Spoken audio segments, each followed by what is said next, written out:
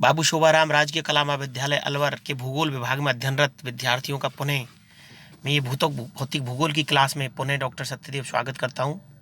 भौतिक भूगोल का जो टॉपिक जो हमारा चल रहा है, आज हम पवन के जो कार्य होते हैं वो हम पढ़ेंगे, और उनके जो कार्य हैं उनको 3 भागों में हमने पिछली क्लास में बांट करके पढ़ा था। पवन का अपरदनात्मक कार्य, पवन का परिवहन कार्य और पवन का निक्षेपण कार्य। पवन के निक्षेपण कार्य के बारे में भी चर्चा की थी। पवन का निक्षेपण कार्य क्या होता है, कौन कौन से तथ्य होते हैं जो पवन के निक्षेपात्मक कार्य को प्रभावित करते हैं। और आज की क्लास में हम पवन का जो निक्षेपात्मक कार्य है उससे बनने वाली स्थलाकृतियों को विवेचना करेंगे। ये परीक्षा की दृष्टि से काफ़ी महत्वपूर्ण टॉपिक है कि पवन के निक्षेपात्मक कार्य से कौन कौन सी स्थलाकृतियों का निर्माण होता है। तो प्रमुख निक्षेपात्मक स्थलाकृतियाँ, नंबर 1 जो स्थलाकृति है वो है लोयस।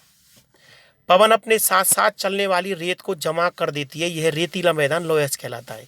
देखिए, जब बहती हुई हवाएं अपने साथ रेत को उड़ा करके लाती है, जब उसे मैदानी रूप में समतल रूप में निक्षेपित कर देती है तो उस मैदान को लोयस कहा जाता है। लोयस का सर्वप्रथम अध्ययन जर्मन विद्वान रिच्थोफन द्वारा उत्तरी पक्ष में चीन में किया गया था। तो लोयस पर जो अध्ययन करने वाले पहले विद्वान हैं उनका नाम है रिच्थोफन। रिच्थोफन एक जर्मन भूगोलवेत्ता थे। लोयस का नामकरण फ्रांस के अल्सस प्रांत के लोयस नामक ग्राम के आधार पर किया गया है, क्योंकि यहाँ पर लोयस के समान ही मिट्टी का निक्षेप पाया गया है।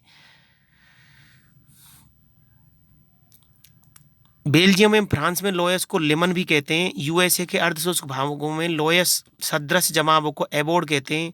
चीन के लोयस मैदान का निर्माण गोबी मरुस्थल क्षेत्र की ओर से लाई गई रेत के द्वारा हुआ है।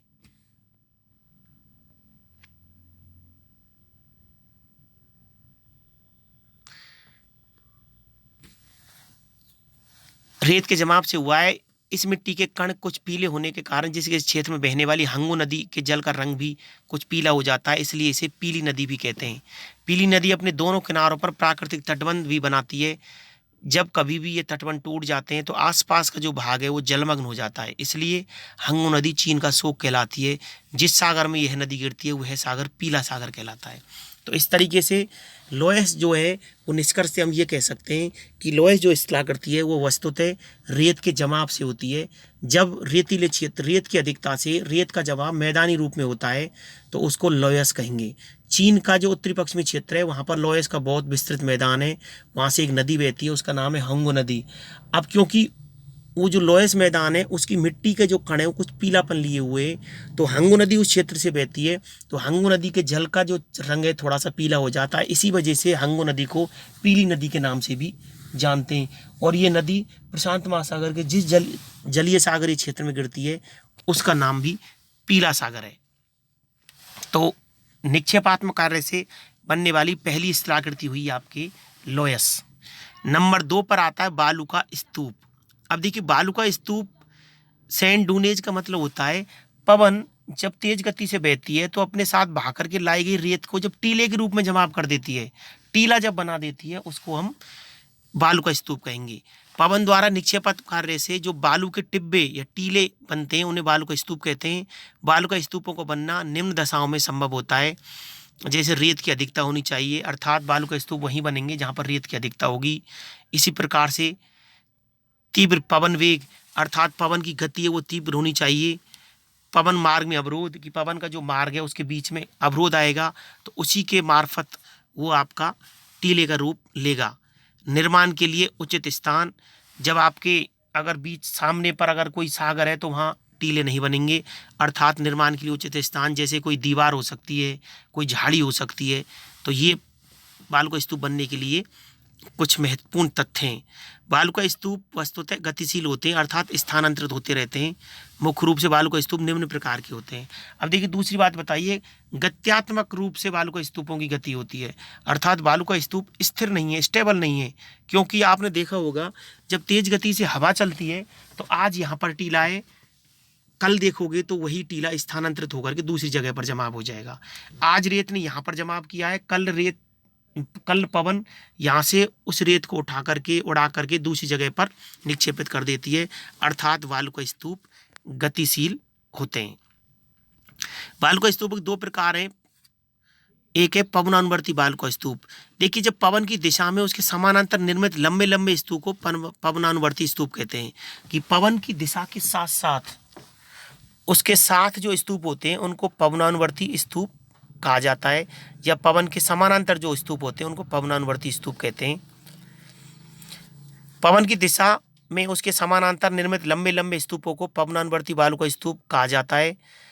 स्तूपों का पवनोन्मुखी ढाल मंद तथा पवन विमुखी ढाल तीव्र होता है।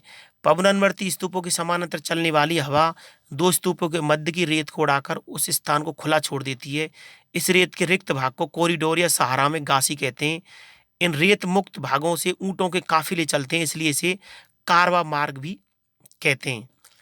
इस तरह के अनुदैर्ध्य जो स्तूप हैं जिनको पवनानुवर्ती बालुका स्तूप कह रहे हैं, वो रैखिक स्तूप भी कह सकते हैं। इनको रेत कटक के रूप में भी होते हैं, सीप भी इसी का रूप है, और अलग स्तूप भी इसी का रूप है। यहाँ पर डायग्राम दे रखा है, इसको आप बना करके प्रैक्टिस करें। और दूसरा जो प्रकार है बालुका स्तूपों को, उसको कहते हैं अनुप्रस्थ बालुका स्तूप। अनुप्रस्थ का मतलब होता है पवन जो मार्ग है उसकी दिशा के जब लंबवत स्तूप का निर्माण होता है तो उसको अनुप्रस्थ बालुका स्तूप कहेंगे। पवन दिशा के लंबवत निर्मित स्तूपों को अनुप्रस्थ स्तूप कहते हैं। इसका आकार चापाकार या नवचंद्राकार होता है। तुर्कमेनिस्तान में ये अधिक संख्या में मिलते हैं। बरखान वस्तुतः अनुप्रस्थ बालुका स्तूपों के ही विभिन्न रूप होते हैं। बरखान मुख्य रूप से प्रचलित पवन के अनुप्रस्थ अर्थात समकोण पर निर्मित होते हैं। इनका पवनोन्मुखी ढाल उत्तल तथा पवन विमुखी ढाल अवतल होता है। इनके शिखर की ओर पूर्ण विकसित दो सींगें होती हैं जो कि पवन के चलने की दिशा में निकली रहती हैं। बरखान मध्य में सर्वाधिक ऊंचे होते हैं। बरखान समूह में मिलते हैं। कॉरिडोर या गासी वस्तुतः स्तूपों के मध्य में स्थित रेत मुक्त भाग होते हैं जिनसे होकर ऊंटों के काफिले चलते हैं। राजस्थान के पश्चिमी भाग में सामान्यतः पवनानुवर्ती स्तूप अधिक देखने को मिलते हैं। बरखान मध्य में सर्वाधिक ऊंचे होते हैं। तीसरी जो स्थलाकृति है जो आपके पवन के निक्षेपात्मक कार्य से बनती है उसका नाम है उर्मिका चिन्ह। अर्थात अत्यधिक रेत वाले क्षेत्रों में निक्षेपात्मक कार्य द्वारा लहरें, धारियां, तरंग, चिन्ह इत्यादि सदृश संरचना बन जाती है। रेत द्वारा निर्मित ये लहरें चिन्ह उर्मिका चिन्ह कहलाते हैं।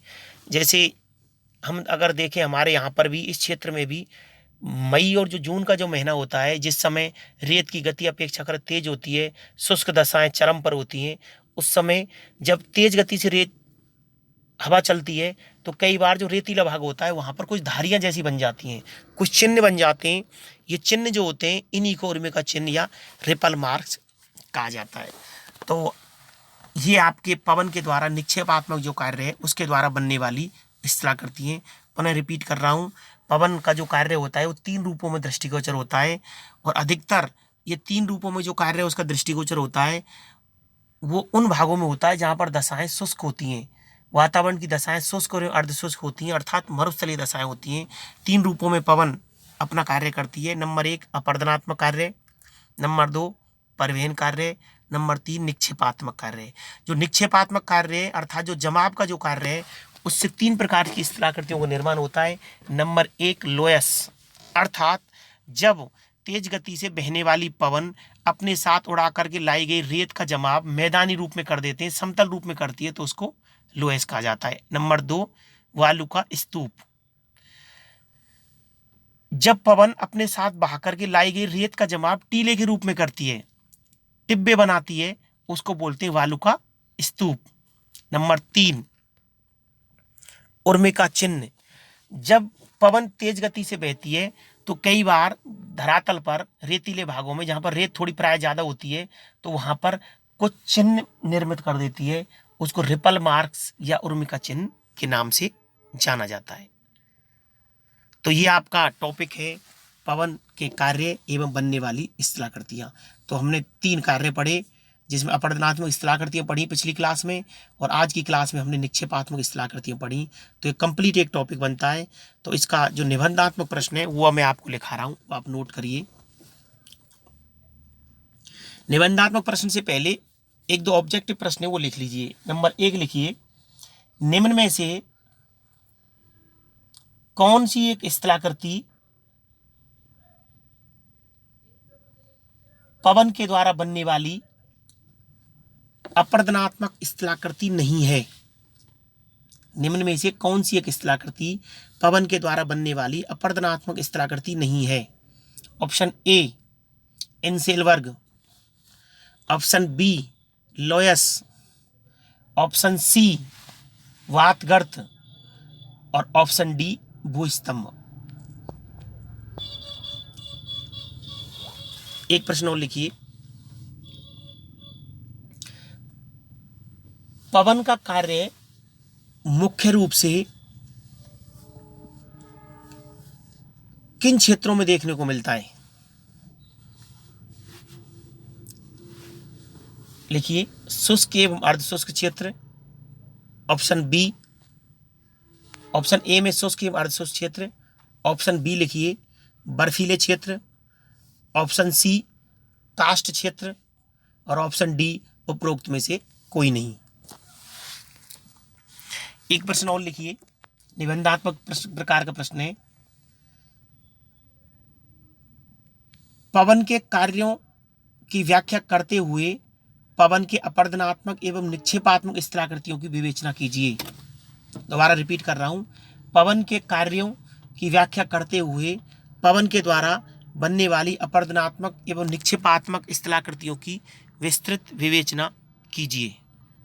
इस प्रश्न को आप निबंधात्मक प्रश्न है, पूरे जो टॉपिक है उसका सारांश है।